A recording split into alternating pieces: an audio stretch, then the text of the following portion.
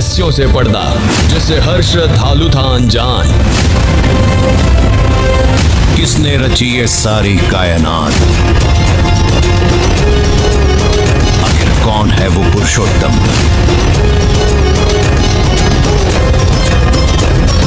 किसने बनाया आदम, किसने बनाया महेश?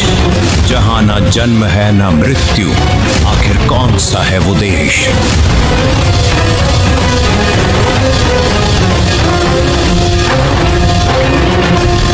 कि माता दुर्गा ने अपने तीनों पुत्रों का विवाह करके उनको भिन्न भिन्न लोक देकर उनमें निवास करने की आज्ञा देकर भेज दिया, जिनसे एक ब्रह्मांड में सर्व प्राणी उत्पन्न हुए हैं। इसके पश्चात से ही जन्म मरण तथा अन्य कष्टों का चक्र प्राणियों पर प्रारंभ है। इस काल ब्रह्म के लोक में कोई जीव सुखी नहीं है, हाहाकार मची है।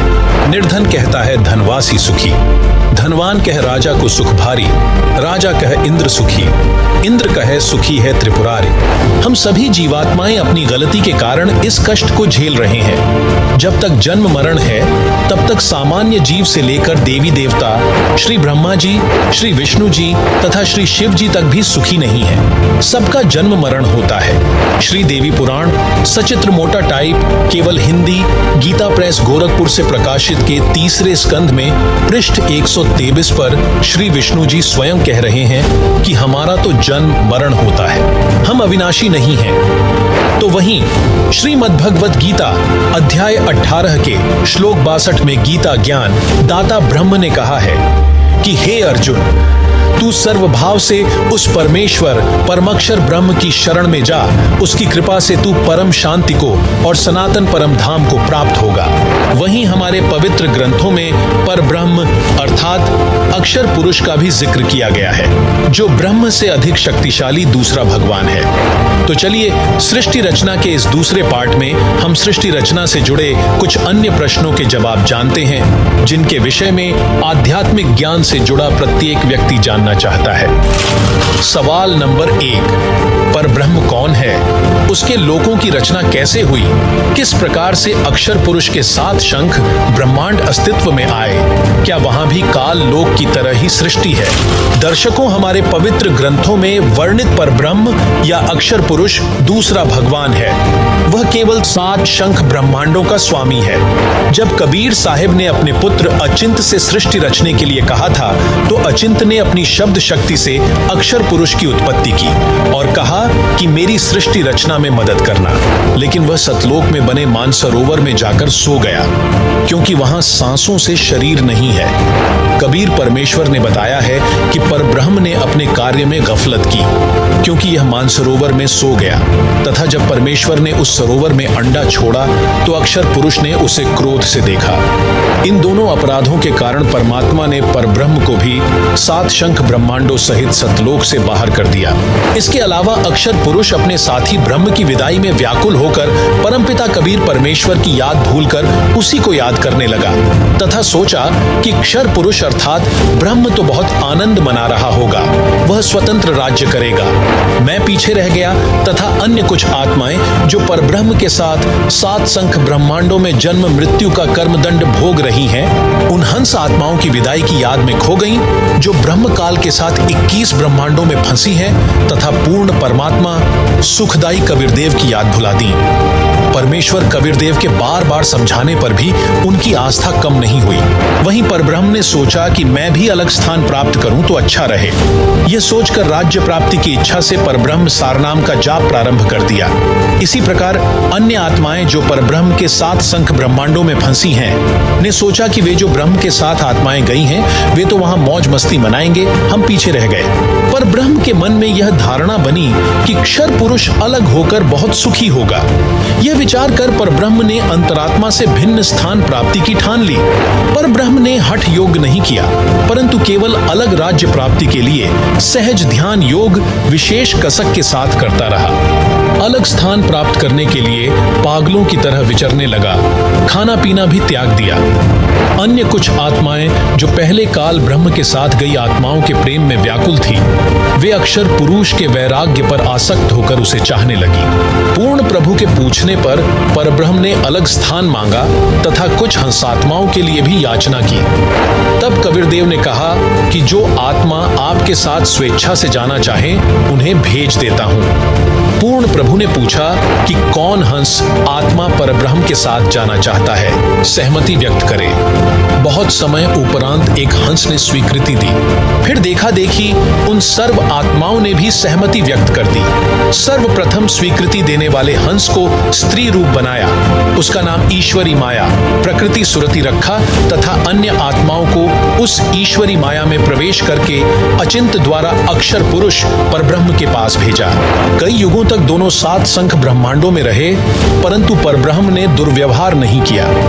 ईश्वरी माया की स्वेच्छा से अंगीकार किया तथा अपनी शब्द शक्ति द्वारा नाखूनों से स्त्री इंद्री बनाई। ईश्वरी देवी की सहमति से संतान उत्पन्न की। इसलिए परब्रह्म के लोक सात संख ब्रह्मांडों में प्राणियों को तप्त शिला का कष्ट नहीं है तथा वहां पशु पक्षी भी ब्रह्मलोक के देवों से अच्छे चरित्र युक्त हैं। आयु भी बहुत लंबी है, परंतु जन्म मृत्यु कर्माधार पर कर्म दंड तथा परिश्रम करके ही उधर पूर्ति होती है। स्वर्ग तथा नरक भी ऐसे ही बने हैं। परमात्मा ने परब्रह्म को सात संख ब्रह्मांड उसके इच्छा रूपी भक्ति ध्यान अर्थात सहज समाधि विधि से कि उसकी कमाई के प्रतिफल में प्रदान किए तथा सतलोक से भिन्न स्थान पर गोलाकार परिधि में बंद करके सात संख ब्रह्मांडों सहित अक्षर ब्रह्म व ईश्वरी माया को निष्कासित कर दिया। सवाल नंबर 2, क्या है 14 युगों का रहस्य, साथ ही प्रमुख 4 युगों की क्या है गाथा? आखिर चारों युगों का समय काल कितना है और अंतिम युग कलयुग का आखिरी चरण कैसा होगा? दर्शकों, कबीर सागर में अम्बु सागर तीसरा अध्याय है, जिसमें 14 तरंग यानी भाग है। जैसा कि आपको सृष्टि रचना में बताया कि काल के 21 ब्रह्मांड हैं, उसने 5 ब्रह्मांडों का एक ग्रुप बनाया। ऐसे ऐसे 4 समूह 5-5 ब्रह्मांडों के बनाए हैं। एक ब्रह्मांड भिन्न रखा है जो इन सबके समान क्षेत्रफल वाला है। अब जिन 13 युगों का वर्णन हम कर रहे हैं, वह इस ब्रह्मांड जिसमें हम रह रहे हैं इसका नहीं है। वह विवरण 5वें ब्रह्मांड का है जो समूह के मध्य वाला है।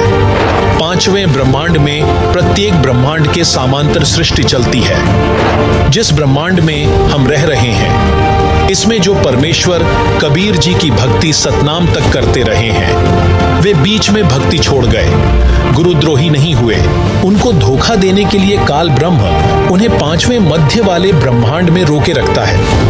ओम नाम जाप की भक्ति की कमाई तो इसी ब्रह्मांड जिसमें हम रह रहे हैं ब्रह्मलोक में भोगते हैं, पुनः जन्म मरण चक्र में गिर जाते हैं। इसके 4 युग हैं, सतयुग, त्रेतायुग, द्वापर युग तथा कलयुग। उस 5वें यानी मध्य वाले ब्रह्मांड में 13 युग होते हैं। वहां पर वे जीव काल ब्रह्म द्वारा भेजे जाते हैं जो सोहम नाम का जाप करते हैं तथा जो केवल सतनाम का जाप करते हैं। सतनाम के जाप के ओम की भक्ति कमाई इस ब्रह्मांड के ब्रह्मलोक में भोगते हैं। दूसरे मंत्र सोह की कमाई इस 5वें ब्रह्मांड में भोगने के लिए भेज दिए जाते हैं। वहां भी एक ब्रह्मलोक है तथा अन्य लोक है। वहां के ब्रह्मलोक में सुख भोगने के पश्चात उनको अन्य द्वीपों में राजा रानी तथा जनता के रूप में जन्म दिया जाता है। फिर वे व्यक्ति वहां भी भक्ति करते हैं। उस 5वें ब्रह्मांड में होने वाले 13 युगों के नाम निम्न हैं: अघासुर युग, बलभद्र युग, द्वंद्व युग, पुर्वण युग, अनुमान युग, धीर्यमाल या धीरमाल युग, तारण युग, अखिल युग, विश्व युग, अक्षय तरुण युग, नंदी युग, हिंडोल युग, कंकवत युग। अब जानिए जिस ब्रह्मांड में हम रहते हैं वहां होने चारों युगों का विस्तृत विवरण। पहला सतयुग, इस युग की अवधि 17,28,000 वर्ष है, जिसमें मनुष्य की आयु प्रारंभ में 10 लाख वर्ष होती है। अंत में 1,00,000 वर्ष होती है, तो वहीं मनुष्य की ऊंचाई 21 हाथ यानी लगभग 100 से 150 फुट होती है। दूसरा त्रेता युग, इस युग की अवधि 12,96,000 वर्ष होती है, जिसमें मनुष्य की आयु प्रारंभ में 1,00,000 वर्ष होती है, अंत में 10,000 वर्ष होती है। वहीं मनुष्य की ऊंचाई 14 हाथ यानी लगभग 70 से 90 फुट होती है। द्वापर युग, इस युग की अवधि 8,64,000 वर्ष होती है, जिसमें मनुष्य की आयु 10,000 प्रारंभ में होती है और अंत में 1,000 रह जाती है। वहीं मनुष्य की ऊंचाई 7 हाथ यानी 40 से 50 फुट होती है। कलयुग, इस अंतिम युग की अवधि 4,32,000 वर्ष होती है, जिसमें मनुष्य की आयु 1,000 वर्ष से प्रारंभ होती है, अंत में 20 वर्ष रह जाती है तथा ऊंचाई 3.5 हाथ यानी 10 फुट होती है, अंत में 3 फुट रह जाती है। अब सुनिए संत रामपाल जी महाराज के मुखारबिंद से सत्संग और जानिए कलयुग के अंत में क्या होगा। 10वां अवतार और आवेगा, निकलंक नाम तय, कलयुग के एंड में, कलयुग के अंत में। और उस समय ये कृतघ्नी प्राणी हो जाएंगे, सभी भक्ति से दूर होंगे, व्यभिचारी, मांसाहारी और जालिम जुल्म बेहया, कोई शर्म नहीं रहेगी, कोई लाज नहीं रहेगी, खोद करा करेंगे, कच्चा आहार करा करेंगे। एंड ऑफ द कलयुग में जमीन उपजाऊ नहीं रहेगी, 4.5 फुट तक जमीन का उपजाऊ अंश खत्म हो जाएगा। यानी 3 हाथ लगभग 4.5 फुट तक उपजाऊ अंश जमीन का समाप्त हो जाएगा। कोई भी फलदार वृक्ष नहीं उगेंगे, ना कोई फसल होया करेगी और वर्षा नहीं होया करेगी। प्रदूषण इतना हो जाएगा कि वर्षा ऐसे होगी जैसे ओस गिरा करे, और सभी प्राणी कच्चा ही गोश्त मांस खाया करेंगे। उसमें लास्ट ऑफ द कलयुग, एंड ऑफ द कलयुग में, कलयुग के अंत में 20 वर्ष की आयु मनुष्य की रह जाएगी, मानव की। और उसमें से 5 खंड बताए हैं सूक्ष्म वेद में, यानी 15 वर्ष की आयु में जन्म भी हो लेगा, जवान भी हो लेगा और गर्भारी भी हो लेगा और मृत्यु को भी प्राप्त हो लेगा। 5 वर्ष की लड़की को संतान होनी प्रारंभ हो जाया करेगी और सभी प्राणी बहुत ठगने से हो जाएंगे, 1.5-2 फुट के आसपास इनका कद रह जाओ। उस समय ये कृतघ्नी प्राणी इतने हो जाएंगे, बहुत घने। उस समय कुछ एक पुण्यात्मा रहेंगी जो तब भी भगवान से डरने वाली होंगी। वो होंगे ऐसे ही मांसाहारी भी होंगे, लेकिन जगह भगवान की अवश्य होगी। वो कौन होंगे? जो अब इस कलयुग में, अब ये भगवान का मार्ग हजारों वर्षों तक चलेगा। जो पुण्यात्मा इस मार्ग पर लगेंगी, भक्ति करेंगी और आजीवन मर्यादा में रहे, वो तो सतलोक चले जाएंगे। और जो जिनके पैर फिसल गए, नहीं पार हो पाए, वो फिर ऐसे इस कलयुग में मनुष्य के जन्म प्राप्त करते रहेंगे। इतने दयालु हैं ये परमात्मा। लेकिन मनुष्य जीवन में कौन सा ये प्राणी सुखी होगा? तो उस समय क्या होगा कि नीकलंक नाम का एक अवतार आवेगा। वो कौन होगा? राजा हरिश्चंद्र की आत्मा होगी। राजा हरिश्चंद्र जी जो सतयुग में एक महान आत्मा सुप्रसिद्ध हुए, ऐसे दानवीर थे, ऐसे धर्मात्मा थे, ऐसे सत्यवादी थे कि उन्होंने अपने वचन के ऊपर राज त्याग दिया था। अपनी पत्नी को भी बेच दिया, अपने आप को भी बेच दिया, अपने सत्य की रक्षा की। महाप्रलय क्या है? कितनी महाप्रलय होती है? क्या महाप्रलयों के अंतर्गत संपूर्ण सृष्टि व सर्व ब्रह्मांडों का भी विनाश होता है? दर्शकों, महाप्रलय का अर्थ है बड़ी विनाशकारी घटना। हिंदू धर्म ग्रंथों में महाप्रलय को सृष्टि के चक्र का अंत माना जाता है, जहां ब्रह्मांड का विनाश हो जाता है। महाप्रलय 3 प्रकार की होती है। एक तो काल ज्योति निरंजन करता है। महाकल्प के अंत में जिस समय ब्रह्मा जी की मृत्यु होती है। ब्रह्मा जी की रात्रि 1000 चतुर्युग की होती है तथा इतना ही दिन होता है। 30 दिन रात्रि का एक महीना, 12 महीनों का एक वर्ष, 100 वर्ष का एक ब्रह्मा जी का जीवन, यह एक महाकल्प कहलाता है। दूसरी महाप्रलय 7 ब्रह्मा जी की मृत्यु के बाद एक विष्णु जी की मृत्यु होती है। 7 विष्णु जी की मृत्यु के उपरांत एक शिव की मृत्यु होती है। इसे दिव्य महाकल्प कहते हैं। उसमें ब्रह्मा, विष्णु, शिव सहित इनके लोकों के प्राणी तथा स्वर्ग लोक, पाताल लोक, मृत्यु लोक आदि में अन्य रचना तथा उनके प्राणी नष्ट हो जाते हैं। उस समय केवल ब्रह्मलोक बचता है, जिसमें यह काल, ज्योति निरंजन तथा दुर्गा 3 रूपों महाब्रह्मा, महासावित्री, महाविष्णु, महालक्ष्मी और महाशिव अर्थात सदाशिव, महादेवी, पार्वती के रूप में 3 लोक बनाकर रहते हैं। इसी ब्रह्मलोक में एक महास्वर्ग बना है, उसमें चौथी मुक्ति प्राप्त प्राणी रहते हैं। तीसरी महाप्रलय एक ब्रह्मांड में 70,000 बार त्रिलोकीय शिव यानी काल के तमोगुण पुत्र की मृत्यु हो जाती है। तब एक ब्रह्मांड की प्रलय होती है तथा ब्रह्मलोक में 3 स्थानों पर रहने वाला काल महाशिव अपना महाशिव वाला शरीर भी त्याग देता है। इस प्रकार यह एक ब्रह्मांड की प्रलय अर्थात तीसरी महाप्रलय हुई तथा उस समय एक ब्रह्मलोकीय शिव काल की मृत्यु हुई तथा 70,000 त्रिलोकीय शिव काल के पुत्र की मृत्यु हुई अर्थात एक ब्रह्मांड में बने ब्रह्मलोक सहित सर्वलोकों के प्राणी विनाश में आते हैं। इस समय को परब्रह्म अर्थात अक्षर पुरुष का एक युग कहते हैं। इस प्रकार गीता अध्याय 8 श्लोक 16 का भावार्थ समझना चाहिए। अब जानिए ब्रह्मा, विष्णु, शिव, ब्रह्म और परब्रह्म की आयु। ब्रह्मा, विष्णु, महेश ये तीनों नासवान है। गुरु ग्रंथ साहिब पृष्ठ 839 मोहल्ला 1 राग बिलावलू अंश 1 में श्री नानक साहिब जी की वाणी में सृष्टि का प्रमाण आपे सच्चू किया कर जोड़ी, अंडज फोड़ी जोड़ी में छोड़, धरती आकाश किए बैसन कुथाओ, राति दिनंतु किए भूभाव, जिन किए करी वे खणहारा, तृतीया ब्रह्मा विष्णु महेशा, देवी देव उपाय बेसा, पूर्ण पाणी अग्नि बिसराओ, ताही निरंजन सांचो नाओ, तिसु मही मनुआ रहिया लिवलाई, प्रणवती नानकू कालू न खाई। उपरोक्त अमृतवाणी का भावार्थ है कि सच्चे परमात्मा यानी सतपुरुष ने स्वयं ही अपने हाथों से सर्व सृष्टि की रचना की है। उसी ने अंडा बनाया, फिर फोड़ा तथा उसमें से ज्योति निरंजन निकला। उसी पूर्ण परमात्मा ने सर्व प्राणियों के रहने के लिए धरती, आकाश, पवन, पानी आदि 5 तत्व रचे। वह अपने द्वारा रची सृष्टि का स्वयं ही साक्षी है, दूसरा कोई सही जानकारी नहीं दे सकता। फिर अंडे के फूटने से निकले निरंजन के बाद तीनों श्री ब्रह्मा जी, श्री विष्णु जी तथा श्री शिव जी की उत्पत्ति हुई तथा अन्य देवी देवता उत्पन्न हुए तथा अनगिनत जीवों की उत्पत्ति हुई। उसके बाद अन्य देवों के जीवन चरित्र तथा अन्य ऋषियों के अनुभव के 6 शास्त्र तथा 18 पुराण बन गए। पूर्ण परमात्मा के सच्चे नाम अर्थात सतनाम की साधना अनन्य मन से करने से तथा गुरु मर्यादा में रहने वाले को श्री नानक जी कह रहे हैं कि काल नहीं खाता।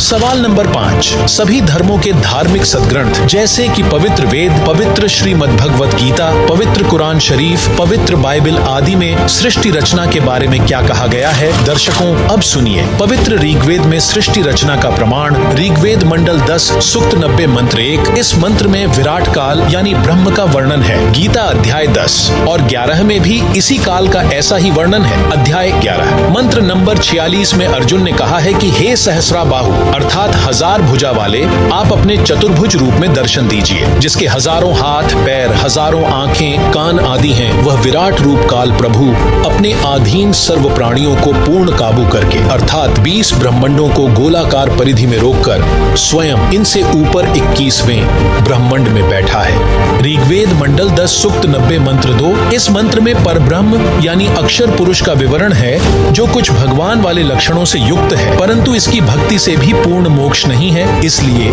इसे संदेह युक्त मुक्तिदाता कहा है। इसे कुछ प्रभु के गुणों युक्त इसलिए कहा है कि यह काल की तरह तप्त शिला पर भून कर नहीं खाता, परंतु इस परब्रह्म के लोक में भी प्राणियों को परिश्रम करके कर्माधार पर ही फल प्राप्त होता है तथा अन्न से ही सर्व प्राणियों के शरीर विकसित होते हैं। जन्म तथा मृत्यु का समय भले ही काल यानी क्षर पुरुष से अधिक है, परंतु फिर भी उत्पत्ति, प्रलय तथा 84 लाख योनियों में यातना बनी रहती है। ऋग्वेद मंडल 10 सूक्त 90 मंत्र 3, ऊपर के ऋग्वेद मंडल 10 सूक्त 90 मंत्र 2 में वर्णित अक्षर पुरुष की तो इतनी ही महिमा है तथा वह पूर्ण पुरुष कबीर देव तो इससे भी बड़ा रहा है, अर्थात सर्वशक्तिमान है तथा सर्व ब्रह्मांड उसी के अंश मात्र पर ठहरे हैं। इस मंत्र में 3 लोकों का वर्णन इसलिए है क्योंकि चौथा अनामी लोक अन्य रचना से पहले का है। यही 3 प्रभुओं यानी क्षर पुरुष, अक्षर पुरुष तथा इन दोनों से अन्य परम अक्षर पुरुष का विवरण श्रीमद् भगवत गीता अध्याय 15 श्लोक संख्या 16-17 में है।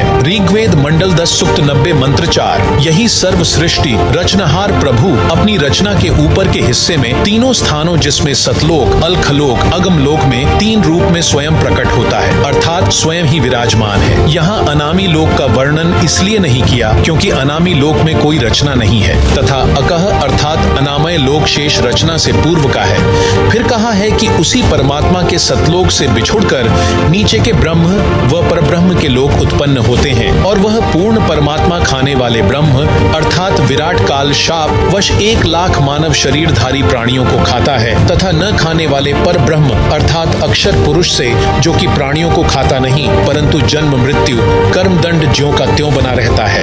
इन दोनों से भी ऊपर सर्वत्र व्याप्त है, अर्थात इस पूर्ण परमात्मा की प्रभुता सर्व के ऊपर है। कबीर परमेश्वर ही कुल का मालिक है जिसने अपनी शक्ति को सर्व के ऊपर फैलाया है। जैसे सूर्य अपने प्रकाश को सर्व के ऊपर फैलाकर प्रभावित करता है, ऐसे पूर्ण परमात्मा ने अपनी शक्ति रूपी रेंज यानी क्षमता को सर्व ब्रह्मांडों को नियंत्रित रखने के लिए छोड़ा हुआ है। जैसे मोबाइल फोन का टावर एक देशीय होते हुए अपनी शक्ति अर्थात मोबाइल फोन की रेंज यानी क्षमता चहुं ओर फैलाए रहता है, इसी प्रकार पूर्ण प्रभु ने अपनी निराकार शक्ति सर्वव्यापक की है जिससे पूर्ण परमात्मा सर्व ब्रह्मांडों को एक स्थान पर बैठकर नियंत्रित रखता है। ऋग्वेद मंडल 10 सूक्त 90 मंत्र 5।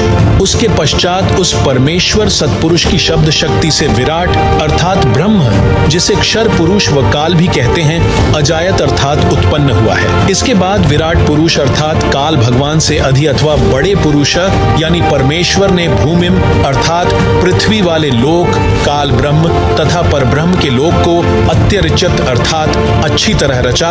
अथ यानी फिर पुरः अर्थात अन्य छोटे छोटे लोक स यानी उस पूर्ण परमेश्वर ने ही जातः अथवा उत्पन्न किया अर्थात स्थापित किया। ऋग्वेद मंडल 10 सूक्त 90 मंत्र 15। जो निर्विकार जिन्होंने मांस शराब तंबाकू सेवन करना त्याग दिया है तथा अन्य बुराइयों से रहित है, वे देव स्वरूप भक्त आत्माएं शास्त्र विधि रहित पूजा को त्याग कर शास्त्रानुकूल साधना करते हैं। वे भक्ति की कमाई से धनी होकर काल के ऋण से मुक्त होकर अपनी सतभक्ति की कमाई के कारण उस सर्व सुखदायी परमात्मा को प्राप्त करते हैं अर्थात सतलोक में चले जाते हैं जहां पर सर्वप्रथम रची सृष्टि के देव स्वरूप अर्थात पाप रहित हंस आत्माएं रहती हैं। जैसे कुछ आत्माएं तो काल यानी ब्रह्म के जाल में फंसकर यहाँ आ गईं, कुछ परब्रह्म के साथ 7 संख ब्रह्मांडों में आ गईं, फिर भी असंख्य आत्माएं जिनका विश्वास पूर्ण परमात्मा में अटल रहा, जो पतिव्रता पद से नहीं गिरी, वे वहीं रह गईं। इसलिए यहाँ वही वर्णन पवित्र वेदों ने भी सत्य बताया है। यही प्रमाण गीता अध्याय 8 के श्लोक संख्या 8 से 10 में वर्णन है कि जो साधक पूर्ण परमात्मा की सत साधना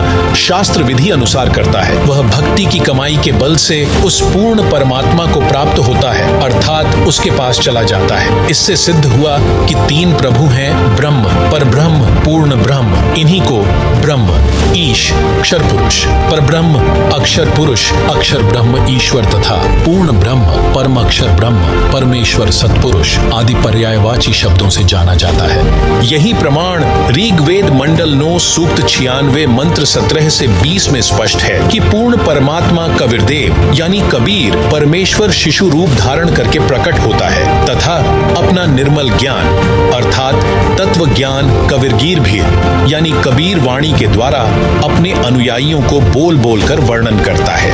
वह कबीरदेव यानी कबीर परमेश्वर क्षर पुरुष के धाम तथा अक्षर पुरुष के धाम से भिन्न जो पूर्ण ब्रह्म का तीसरा रीत धाम अर्थात सतलोक है, उसमें आकार में विराजमान है तथा सतलोक से चौथा अनामी लोक है, उसमें भी यही कबीरदेव यानी कबीर परमेश्वर अनामी पुरुष रूप में मनुष्य सदृश आकार में विराजमान है। अब जानिए पवित्र अथर्ववेद में सृष्टि रचना का प्रमाण अथर्ववेद कांड नंबर 4 अनुवाक नंबर 1 मंत्र नंबर 1।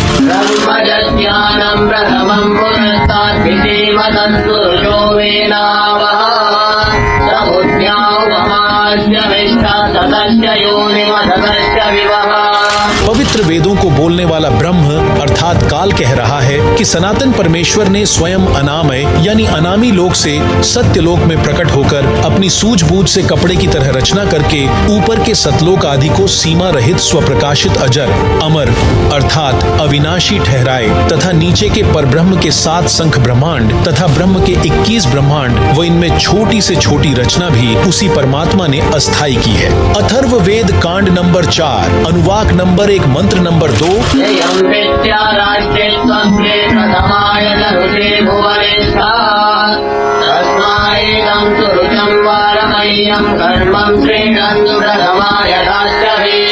जगत पिता परमेश्वर ने अपनी शब्द शक्ति से राष्ट्रीय अर्थात सबसे पहली माया राजेश्वरी उत्पन्न की तथा उसी पराशक्ति के द्वारा एक दूसरे को आकर्षण शक्ति से रोकने वाले कभी न समाप्त होने वाले गुण से उपरोक्त सर्व ब्रह्मांडों को स्थापित किया है। अथर्व वेद कांड नंबर 4 अनुवाक नंबर 1 मंत्र नंबर 3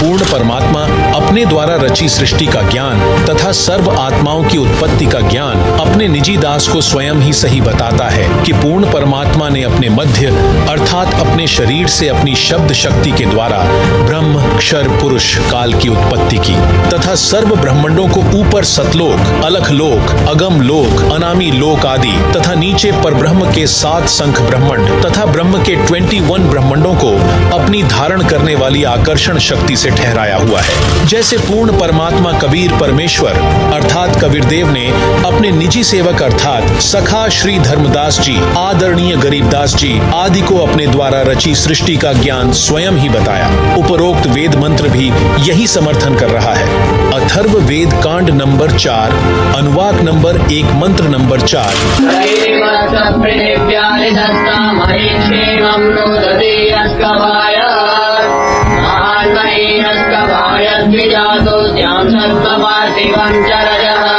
ऊपर के चारों लोक सत्य लोक अलख लोक अगम लोक अनामी लोक यह तो अजर अमर स्थायी अर्थात अविनाशी रचे हैं तथा नीचे के ब्रह्म तथा पर ब्रह्म के लोकों को अस्थायी रचना करके तथा अन्य छोटे छोटे लोक भी उसी परमेश्वर ने रचकर स्थिर किए। अथर्व वेद कांड नंबर 4 अनुवाक नंबर 1 मंत्र नंबर 5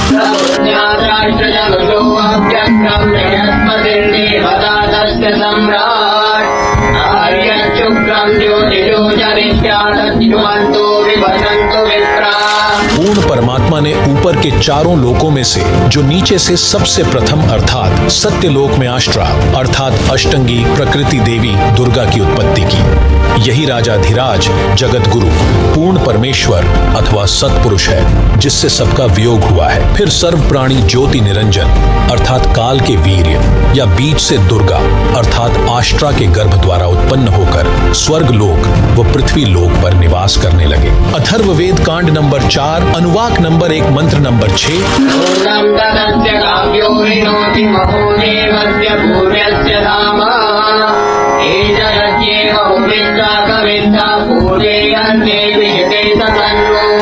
वही पूर्ण परमेश्वर सत्य साधना करने वाले साधक को उसी पहले वाले स्थान अर्थात सत्य लोक में ले जाता है जहां से बिछुड़ कर आए थे। वहां उस वास्तविक सुखदायी प्रभु को प्राप्त करके खुशी से आत्म विभोर होकर मस्ती से स्तुति करता है कि ये परमात्मा असंख्य जन्मों के भूले भटकों को वास्तविक ठिकाना मिल गया। इसी का प्रमाण पवित्र ऋग्वेद मंडल 10 सूक्त 90 मंत्र 16 में भी है। आदरणीय गरीबदास जी को इसी प्रकार पूर्ण परमात्मा कबीरदेव यानी कबीर परमेश्वर स्वयं सत्य भक्ति प्रदान करके सत्य लोक लेकर गए थे। तब अपनी अमृत वाणी में आदरणीय गरीबदास जी महाराज ने आंखों देखकर कहा, अजब नगर में ले गया हमको सतगुरु आन, झिलके बिंब अगाध गति वहाँ सोते चादर तान।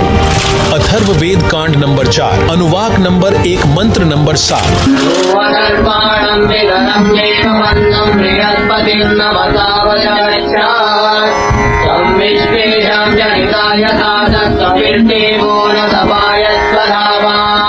इस इस मंत्र में यह भी स्पष्ट कर दिया कि उस परमेश्वर का नाम कबीरदेव अर्थात कबीर परमेश्वर है, जिसने सर्व रचना की है, जो परमेश्वर अचल अर्थात वास्तव में अविनाशी, जिसका गीता अध्याय 15 श्लोक 16 से 17 में भी प्रमाण है, आत्माधार, जो पूर्ण मुक्त होकर सत्यलोक गए हैं उनको सतलोक ले जाने वाला, सर्व ब्रह्मांडों का रचनहार, काल यानी ब्रह्म की तरह धोखा न देने वाला, ज्यों का त्यों वह स्वयं कबीरदेव अर्थात कबीर प्रभु है। यही परमेश्वर सर्व ब्रह्मांडों व प्राणियों को अपनी शब्द शक्ति से उत्पन्न करने के कारण जनिता अर्थात माता भी कहलाता है, तथा पितरम अथवा पिता तथा बंधु अथवा भाई भी वास्तव में यही है, तथा देव अर्थात परमेश्वर भी यही है। इसलिए इसी कबीरदेव अथवा कबीर परमेश्वर की स्तुति किया करते हैं। त्वमेव माता च पिता त्वमेव बंधुच सखा त्वमेव विद्या च द्रविणम त्वमेव। दोस्तों आज की वीडियो में सिर्फ इतना, मिलते हैं अगली वीडियो में। इस वीडियो के बारे में आपकी क्या राय है कमेंट बॉक्स में कमेंट करके जरूर बताएं। अगर आप इस चैनल पर नए हैं तो चैनल को सब्सक्राइब करके नोटिफिकेशन बेल को ऑन कर लें, जिससे आपको सबसे पहले वीडियो देखने को मिले। धन्यवाद।